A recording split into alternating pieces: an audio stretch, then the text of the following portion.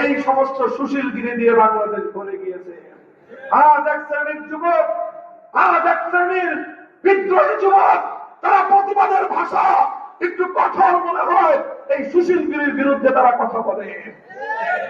শরীফ ওসমান হাদী আজ বাংলাদেশের প্রাণ, গোটা বাংলাদেশের আইকন, জুলাই যুদ্ধের অন্যতম প্রতীকী নাম শরীফ ওসমান হাদী।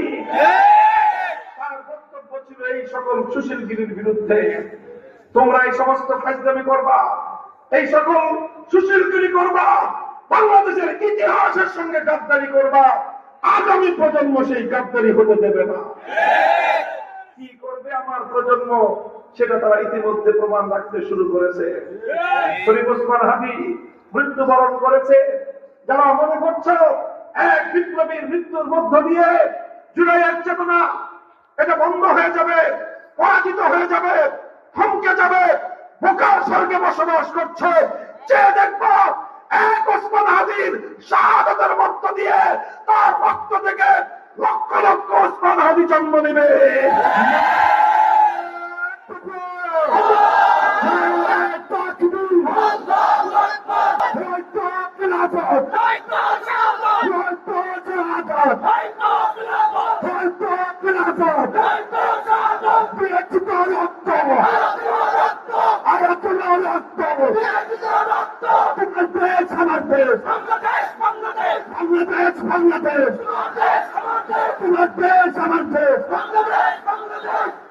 যারা ইনসাফের সমাজ ব্যবস্থা দেখতে চাও, যারা বৈষম্যহীন বাংলাদেশ দেখতে চাও, যারা ইসলামের সমাজ, যারা ইনসাফের সমাজ ব্যবস্থা কায়েম করতে চাও, হে মুক্তি পাগল জনতা, বৈষম্যহীন সমাজ, ইনসাফের সমাজ আল কোরআনের সমাজ ছাড়া ভিন্ন কোন সমাজ হতে পারে না।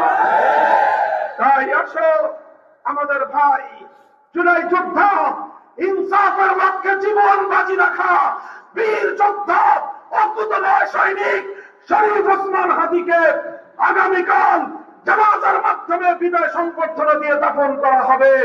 তার মাটির উপরে থাকা অবস্থায় জুলাই যোদ্ধারা শপথ গ্রহণ করো।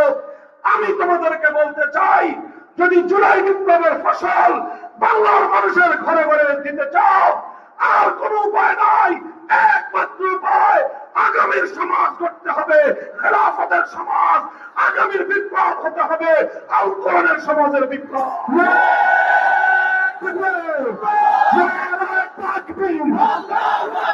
তুমি কে, আমি কে,